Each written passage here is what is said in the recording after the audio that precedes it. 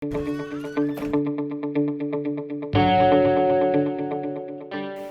السفيرة، مرحبا بكم على موقع قناة الدار.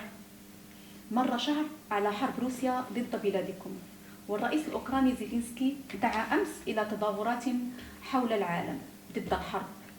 هل معنى هذا أن الطريق مسدود أمام المفاوضات؟ وما سبب هذه الدعوة؟ Oui, bonjour Madame l'ambassadeur. Le président Zelensky appelle à des manifestations dans le monde entier, jeudi, contre la guerre. Pourquoi cet appel? Bonjour. Le président de l'Ukraine, Volodymyr Zelensky, adresse les Ukrainiens et les gens, les peuples de tout le monde chaque jour.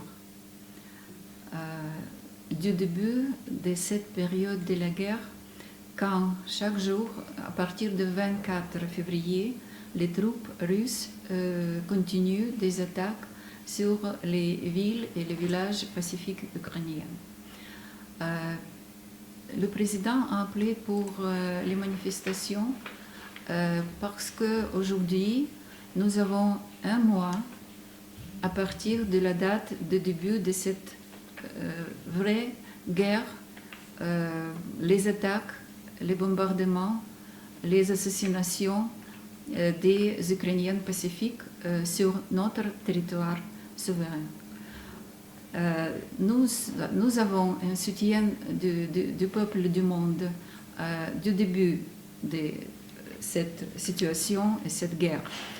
Et surtout aujourd'hui, il faut encore une fois répéter nos appels pour la solidarité et pour l'aide, l'assistance, pour préserver la paix, parce que la paix en Ukraine, c'est très important pour tout le monde.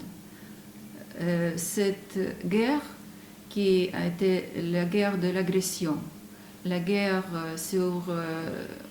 contre un pays souverain, ne peuvent pas être résistés par la communauté mondiale. C'est dangereux pour tout le monde.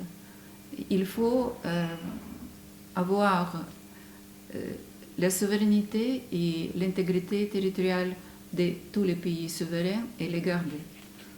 Avec les efforts de la communauté internationale, on peut faire ça.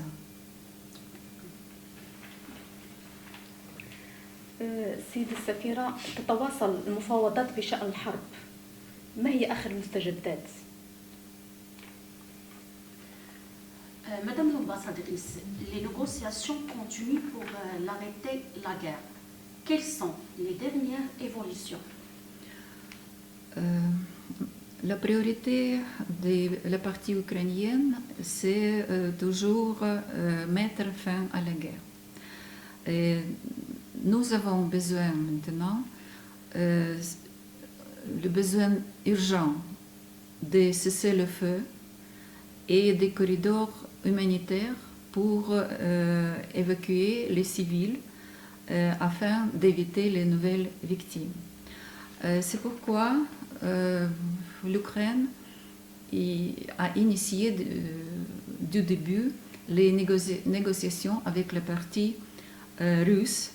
Et on a eu déjà les 4 cycles de ces négociations qui ont lieu le 28 février, le 3 mars, 7 mars, 14, 16 mars et 21 mars.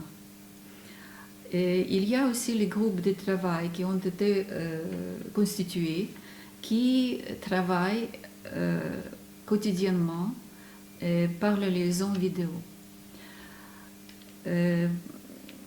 Aussi, les 2 ministres des Affaires étrangères, Dmytro Kuleba et Lavrov, se sont rencontrés en Turquie.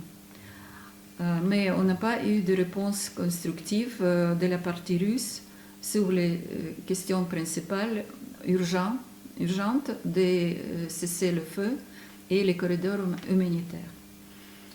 Russie est confrontée à des défis sur le terrain. C'est pourquoi il avance les demandes irréalistes dans les pourparlers.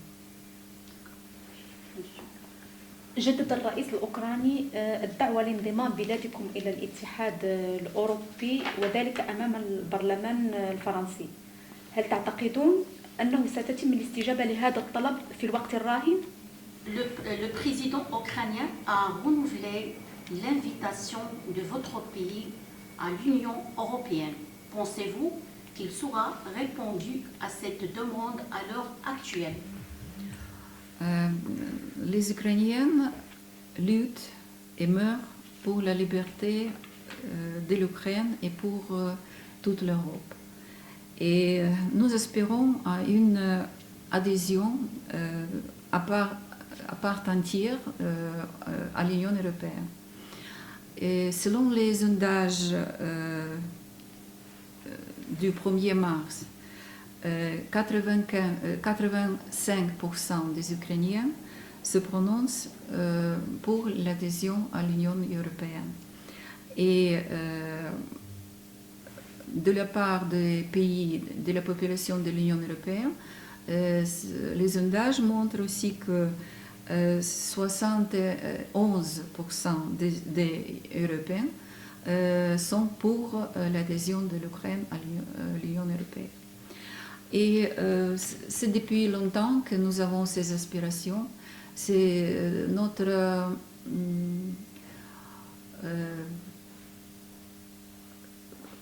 volonté d'adhérer à l'Union européenne est indiquée et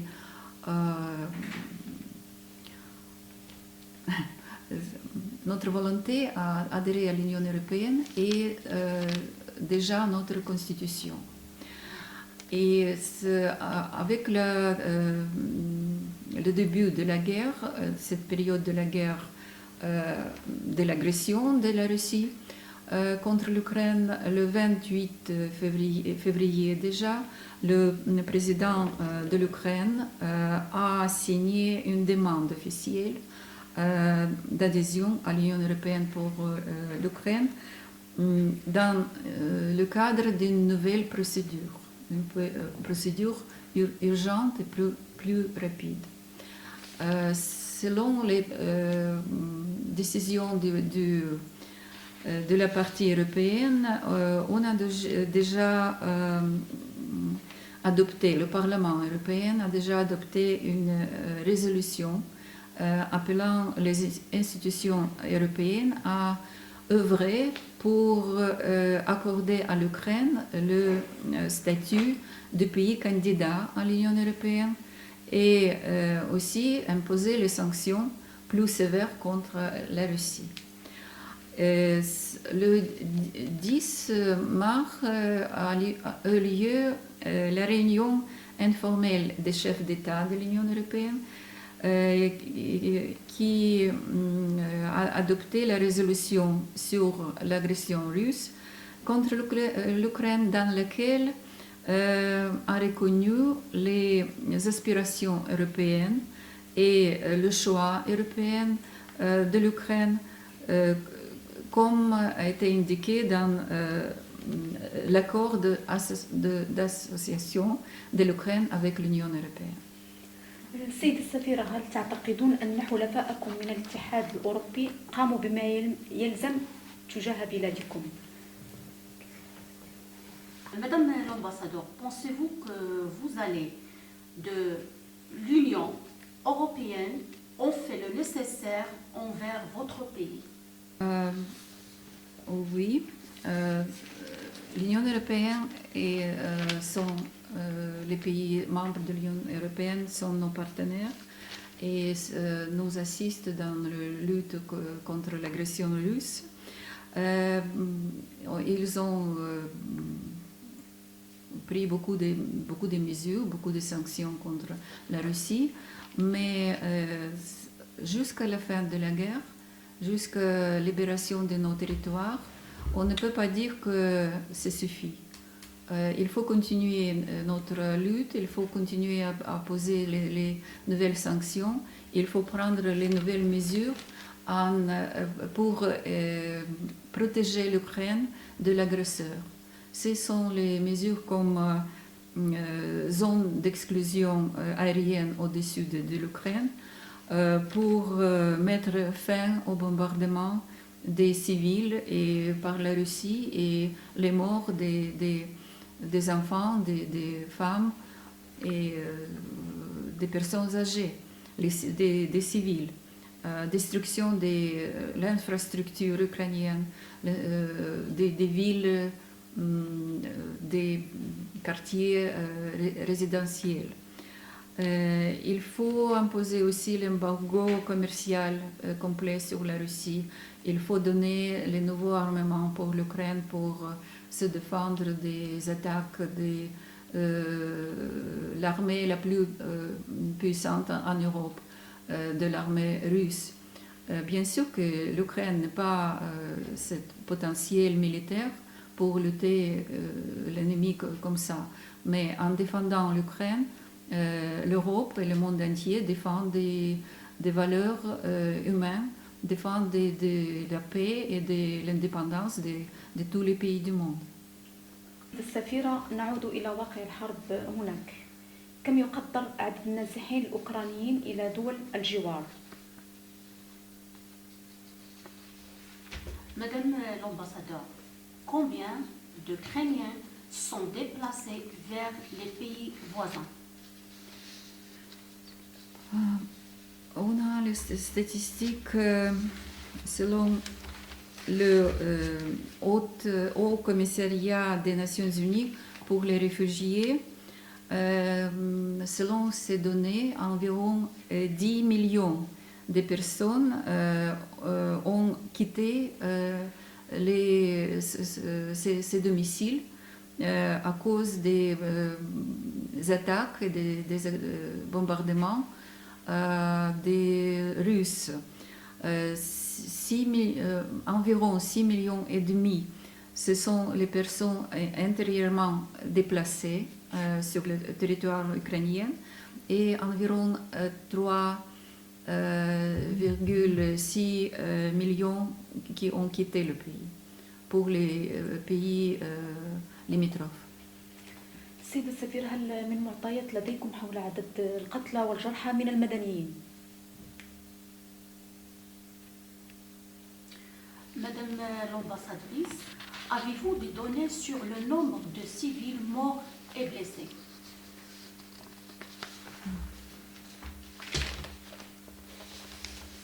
Ah oui, bien sûr, j'ai les nombres de victimes et je voudrais vous expliquer pourquoi il y a tellement beaucoup de victimes. Parce que, je répète encore, que les Russes, ils attaquent l'infrastructure civile, les maisons d'habitation, les institutions de l'instruction, des universités, des écoles, des jardins d'enfants. J'ai quelques chiffres. Ils ont attaqué et détruit 554 établissements d'enseignement, plus de 100 hôpitaux, plus de 3780 bâtiments résidentiels, 28 édifices religieux qui ont été endommagés ou détruits uniquement sur le territoire contrôlé par l'Ukraine. Par exemple, dans la seule ville Kharkiv, qui est la deuxième ville en Ukraine, environ 1000 maisons d'habitation ont été entièrement détruites.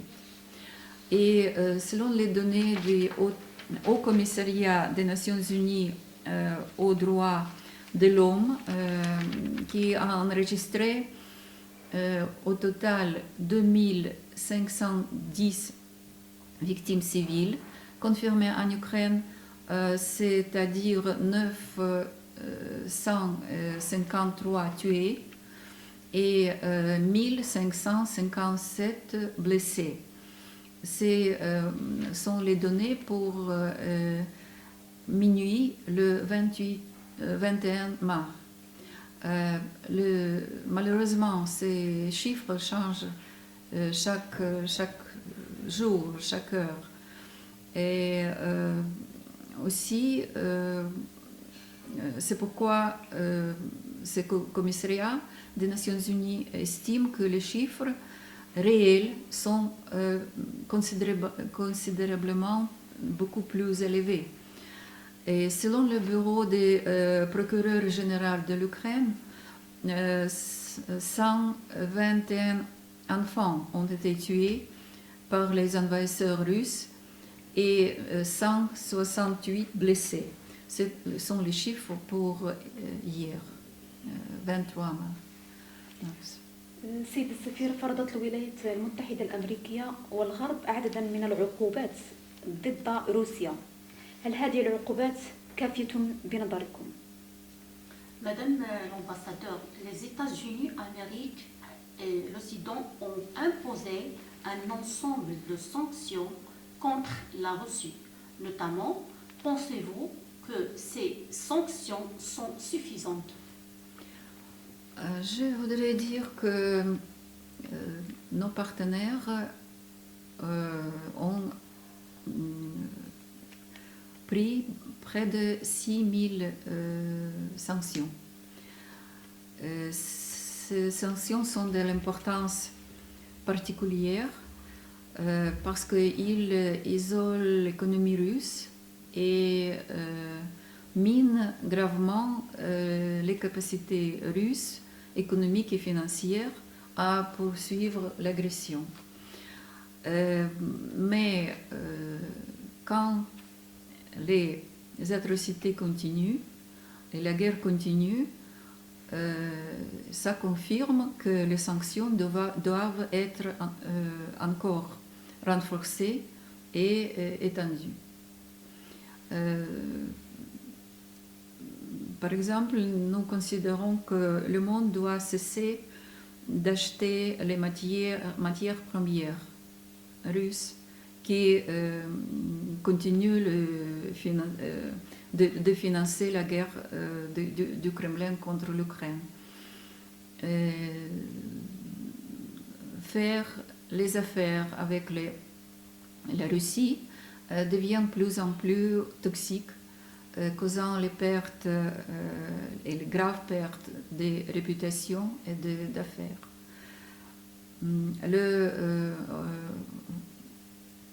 Au 22 mars, près de 240 entreprises occidentales ont déjà quitté la Russie et 378 ont fait partiellement.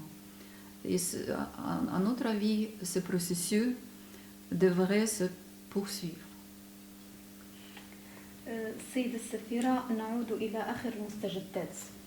أجرى السيد ناصر بوريطة وزير الشؤون الخارجية والتعاون الإفريقي والمغاربة المقيمين بالخارج أول أمس ثلاثاء اتصالا هاتفيا مع نظيره السيد وزير الخارجية بأوكرانيا.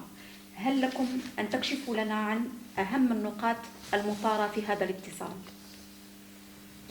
Madame l'ambassadeur, Monsieur Nasser Bourita, ministre des Affaires étrangères, de la coopération africaine et des Marocaines, résidant à l'étranger, s'est entretenu ce mardi 22 mars avec son homologue ukrainien Dmytro Kuleba. Quels sont les points les plus importants qui ont été soulevés? Les deux ministres des Affaires étrangères ont discuté de la coopération bilatérale, y compris au sein de l'Organisation des Nations Unies, y compris la coopération pour intensifier l'aide humanitaire mondiale à l'Ukraine dans le contexte de l'agression russe en cours. On sait que le ministre, son Excellence le ministre Bourita, a exprimé sa gratitude à l'Ukraine pour l'évacuation des étudiants marocains. L'ambassadeur, dernière question concernant les étudiants marocains et aussi les autres étudiants de tout le monde. Quelles sont les assistances accordées à ces étudiants pour qu'ils puissent continuer leur étude après la guerre? Nous espérons qu'après la fin de la guerre et après notre victoire, tous les étudiants continuent ces études en Ukraine. Maintenant, le ministère de l'enseignement ukrainien a annoncé les vacances jusqu'au 1er avril. Et pendant ce temps-là, ils font les plans pour les perspectives et les instructions pour la continuation des études en ce moment. Et ça dépend des situations parce qu'il y a les villes, par exemple la ville de Kharkiv qui était très gravement endommagée par les Russes et qui a eu beaucoup des étudiants, aussi les étudiants marocains. On ne peut pas dans ce moment continuer les études en présentiel. Mais il faut élaborer, notre ministère travaille pour élaborer le système de l'enseignement en distance, par vidéo, et ils ont déjà élaboré quelques recommandations pour les étudiants qui vont être aussi annoncées par notre ministère et par notre ambassade. Et aussi nous allons informer le ministère des Affaires étrangères et de coopération africaine et marocaine résidant à l'étranger comment il faut continuer, comment les documents qui témoignent le niveau de l'enseignement on va donner pour tous les étudiants. Chaque université aussi, les universités essayent d'informer ces étudiants. Et je sais que déjà il y a quelques universités qui ont informé les étudiants marocains des étapes de continuation des études. السيدة السفيرة، بعيدا عن الشق السياسي اسمحوا لنا أن نطرح عليكم سؤالا شخصيا يتعلق بوضعية عائلتكم هناك. ما هي أحوالهم؟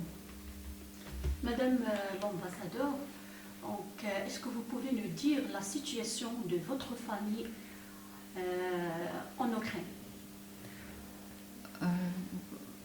Dans ce moment très grave pour notre pays, je considère que toute l'Ukraine, c'est ma famille. Et personnellement, bien sûr que j'ai les membres de ma famille qui sont, par exemple, ma tante et se trouve à Tchernihiv, une des villes bloquées, assiégée par les Russes, sans électricité, sans connexion téléphonique, sans gaz, sans rien, sans produits d'alimentation. C'est la ville qui est gravement bombardée presque chaque jour. Les objets civils, les maisons d'habitation, les gens qui sont en queue pour acheter le pain ou pour prendre de l'eau. Il y a les victimes, les gens tués. Hier, j'ai lu que le pont sur la rivière, le fleuve Desna, qui est très très très bel fleuve et qui partage la ville, le pont sur ce fleuve a été détruit. Et maintenant, il n'y a pas de liaison, on ne peut pas transporter les produits ou l'aide humanitaire à Tchernihiv, à cette ville-là.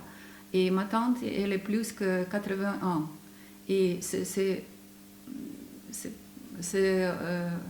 on ne peut pas exprimer ça pour les mots, parce que c'est pour la deuxième fois qu'elle survive cette situation, la situation de l'occupation de sa terre et des bombardements de sa maison d'habitation. Parce que pendant la Deuxième Guerre mondiale, l'Ukraine a été occupée par les nazis et ma tante et les autres, les familles de mes parents et mes parents aussi, ils ont été occupés par les nazis, bombardés, et ça est encore maintenant au XXIe siècle. On ne peut pas imaginer ça, on ne peut pas résister ça, et sont bien sûr que sont les larmes, mais ce sont les larmes des haines. Ce sont les larmes des protestes, ce sont les larmes de résistance et de volonté de défendre notre pays jusqu'à la fin, jusqu'à victoire, notre victoire.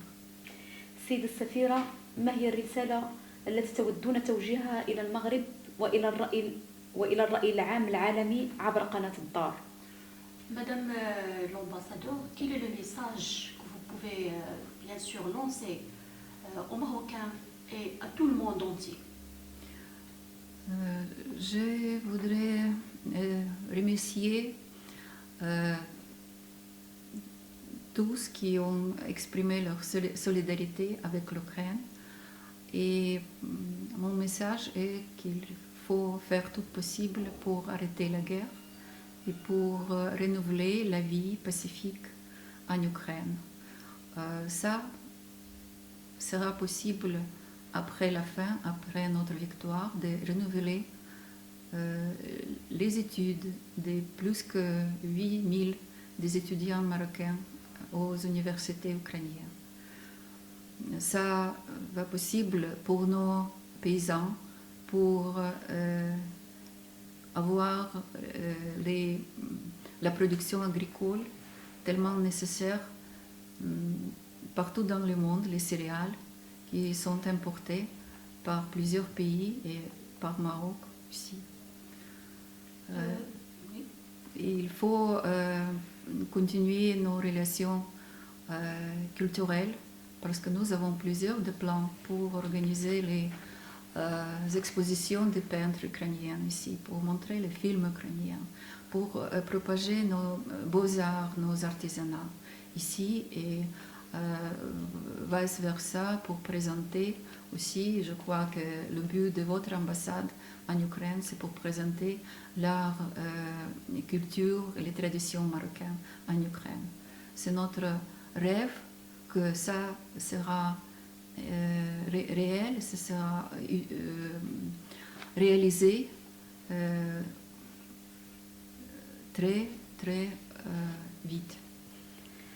قبل ما تخرجوا ما تنسوش تابوناو في لاشين يوتيوب وبارطاجيو الفيديو وديروا جيم وتابعوا الدار على مواقع التواصل الاجتماعي.